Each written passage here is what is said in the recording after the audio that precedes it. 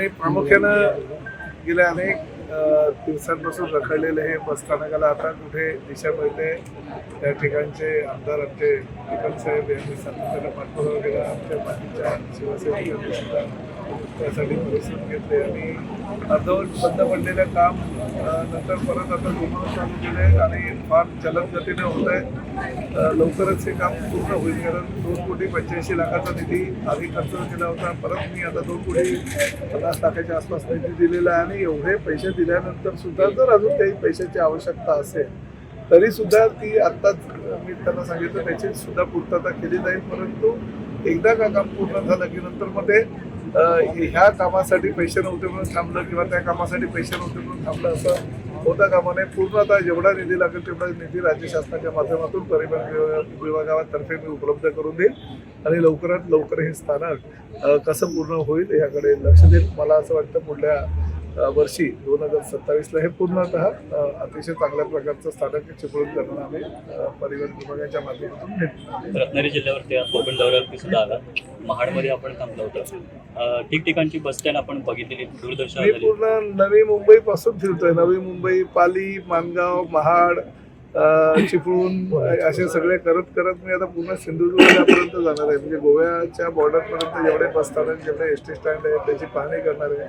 ज्या ज्या ठिकाणी पैशा अभावी काही कामं अडली असतील ती कामं पूर्ण करणार. काही पूर्णत्वाला आलेली आहे की आता आचारसंहिता असल्यामुळे लोकार्पण आम्ही करू शकत नाही, परंतु आचारसंहिता संपल्यानंतर त्याचं काही लोकार्पण करू. काही कामं अजून प्रलंबित आहेत ती कामं पूर्ण करू. काही बाकी आहेत त्याला निधी उपलब्ध करून देऊ आणि तेही कामाला सुरुवात करू. त्याचबरोबर काही जी एस टी स्टँड आहे ते अतिशय मोक्याच्या ठिकाणी असल्या कारणानं PPP तत्वावर सुद्धा ते आम्ही साधारणतः ह्या पुढल्या 3 महिन्यामध्ये त्याची निविदा प्रक्रिया.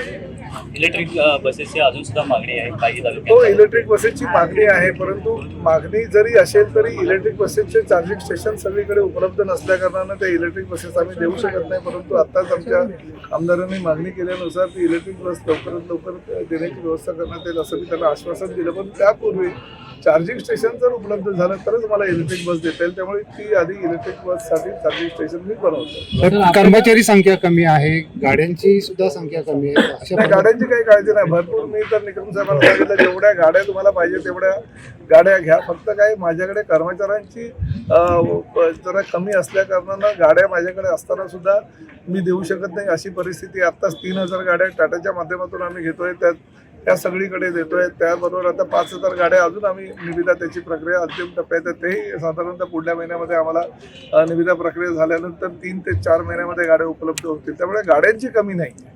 गाड्या उपलब्ध आमच्याकडे हवे तेवढ्या आम्ही करून देऊ, परंतु फक्त कर्मचाऱ्यांची संख्या अपुरी असल्या कारणानं ती कर्मचारी कशा पद्धतीने भरायचे हा प्रश्न आमच्या पुढे होता आणि त्यामुळे आम्ही ते सध्या आम्ही ठेकेदारी पद्धतीने ते कर्मचारी घेणार आहोत. परंतु आम्ही राज्य शासनाकडे परमनंट पद्धतीने कर्मचारी घेण्याच्या संदर्भात जवळजवळ 17,850 चा प्रस्ताव आम्ही दिलेला आहे. राज्य शासनाकडनं त्याला मंजुरी मिळाल्यानंतर आम्ही ती भरती प्रक्रिया चालू.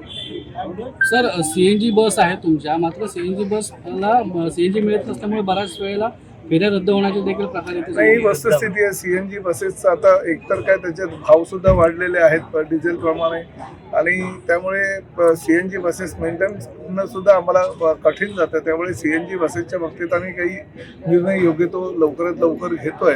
परंतु एक गोष्ट मात्र नक्की की 2035 पर्यंत ST महामंडळाच्या सर्वच्या सर्व बसेस त्या पूर्णतः इलेक्ट्रिक करण्याचा आमचा मानस आहे आणि त्या पद्धतीने आम्ही एक रिपोर्ट बनवलेला आहे.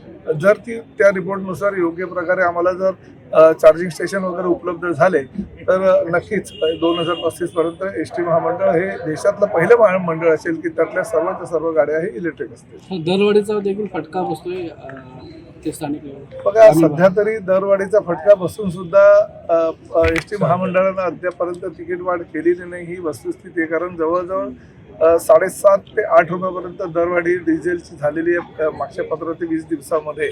तरीसुद्धा आम्ही अजूनही काही दरवाढ होईल का किंवा राज्य शासनाकडे आम्ही काही मागणी केलेली आहे, त्या मागणीची पूर्तता झाली. राज्य शासनाकडनं जर आम्हाला निधीची मागणी जी आम्ही केलेली आहे ती पूर्ण झाली तर दरवाढ करता येणार नाही. परंतु जर ती मागणी पूर्ण झाली नाही आणि अजूनही काही डिझेलमध्ये वाढ झाली तर मात्र आम्हाला नाईलाज असतो काही कटू निर्णय हे घ्यावे लागतात.